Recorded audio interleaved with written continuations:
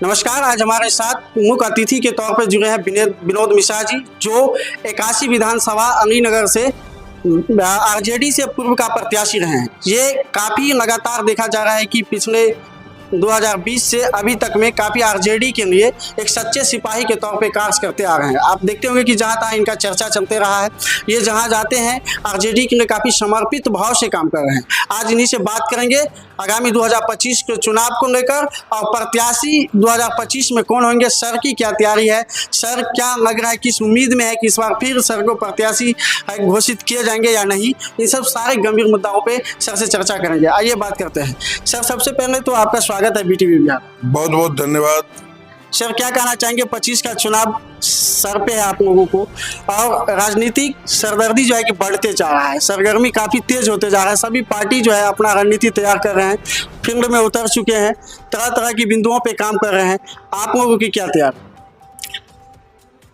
आप तो देखते ही होंगे, आप तो हर जगह जाते हैं, आते हैं, हर कार्यक्रम को देखते हैं। हमारे विपक्ष के लोग क्या कर रहे हैं, नहीं कर रहे हैं, इससे तो हमको कोई मतलब नहीं है। लेकिन हम लोग तो बस 180 दिन चुनाव का रह गया है, उल्टी गिनती शुरू हो गई है। अब तो हम लोग एक एक दिन को मान के चलते हैं कि एक एक दिन हम लोगों को इस तरह से काम करना चाहिए। जितना काम हम पहले एक महीना में करते थे, उतना काम हमको एक दिन में करने की जरूरत है। तो हम लोग बहुत ही व्यवस्थित तरीके से, सबसे तो बड़ी बात है जो हमको एक बात का गर्व है कि संपूर्ण अलीनगर विधानसभा में राष्ट्रीय दल का संगठन इतना मजबूत बन गया है। चाहे वो बूथ स्तरीय संगठन की बात हो, चाहे पंचायत स्तरीय संगठन की बात हो, चाहे प्रखंड स्तरीय संगठन की बात हो, हमारा संगठन बहुत मजबूत बन गया है और हमारे कार्यकर्ता बहुत समर्पित है। मुझे सबसे अधिक खुशी होती है जब हम अपने कार्यकर्ताओं से मिलते हैं और बात करते हैं, उन्हें भाग देते हैं, पार्टी के नीति और सिद्धांत को व्यवहारिक रूप देने की बात होती है, तो बहुत खुशी होती है। सभी लोग बहुत ईमानदारी से काम कर रहे हैं और आने वाले चुनाव में निश्चित रूप से हमारे दल का प्रदर्शन बहुत अच्छा होगा। और अलीनगर तो आप देख चुके हैं कि 2010 में भी राष्ट्रीय जनता दल का रहा है, 2015 में भी राष्ट्रीय जनता दल का रहा है। दोनों चुनाव हम लोगों के अभिभावक परमादरणीय अब्दुल बारी सिद्दीकी साहब जीते थे।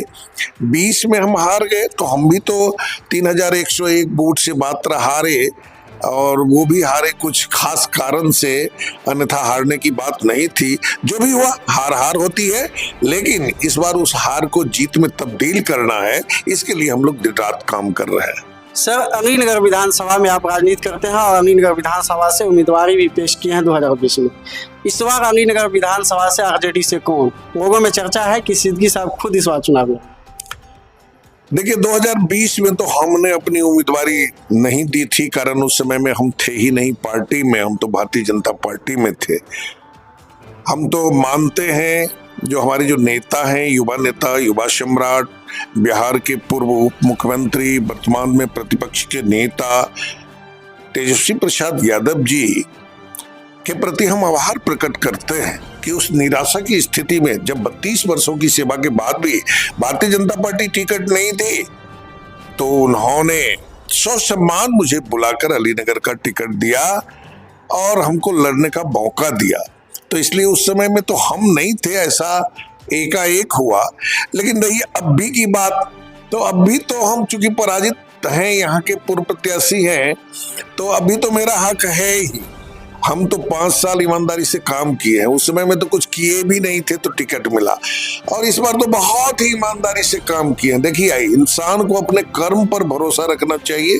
2 चीज पर भरोसा रखना चाहिए, इंसान को अपने कर्म पर भरोसा रखना चाहिए और ऊपर वाले पर भरोसा रखना चाहिए, अपने गार्जियन पर, अपने अभिभावक पर, अपने नेता पर भरोसा रखना चाहिए। तो मुझे अपने कर्म पर भरोसा है। सबसे तो पहले मैं जीवन भर अपने कर्म पर विश्वास रखते आया हूं और आज भी मुझे अपने कर्म पर भरोसा है। दूसरी बात कि ऊपर वाले तो दिन रात हम उन पर, ईश्वर पर हमको बहुत अधिक आस्था है और ईश्वर को हम हृदय से मानते हैं। मेरा मानना है कि यहाँ जो कुछ भी होता है, एक पत्ता भी यदि डोलता है तो उनके आदेश के बिना नहीं डोलता है। तो ईश्वर पर भी भरोसा है, अपने नेता पर भी भरोसा है, और हम लोगों के राजनीतिक गुरु कहिए, मार्गदर्शक कहिए, मार्ग प्रदर्शक कहिए, एक बहुत बड़े नेता, राष्ट्रीय स्तर के नेता परमादरणीय सिद्दीकी साहब हैं, उन पर पूरी भरोसा है। तो उस भरोसे के साथ मैं काम कर रहा हूं। आपने कहा कि सिद्दीकी साहब स्वयं लड़ेंगे। अरे भाई, वो तो पूरे देश के नेता है, और बिहार में तो जितना विधानसभा है, सब विधानसभा, किसी भी विधानसभा के प्रत्याशी नहीं है जो उनकी इच्छा के विरुद्ध लड़ेगा। तो वो तो सर्वमान्य नेता है, वो सर्वमान्य अभिभावक है। अगर वो लड़ेंगे तब तो हम सब न लड़े, तब तो कोई बात ही नहीं है, समझे ना। तो इस तरह के प्रश्न की कोई जरूरत नहीं है। यदि वो लड़ेंगे तो फिर दूसरे की बात क्या उठती है? ये हम लोगों के लिए सौभाग्य की बात होगी। लेकिन अब तो जानते हैं कि वो विधान पार्षद बन चुके हैं और 6 साल के लिए बने हैं। तो ये सब चीज तो सामान्य रूप से ऐसा नहीं लगता है, लेकिन अगर ऐसा होता है तो ये तो बहुत अच्छी बात होगी। और यदि अगर नहीं होता है तो उनका आशीर्वाद, उनका प्यार मेरे साथ है, हमको ये विश्वास है।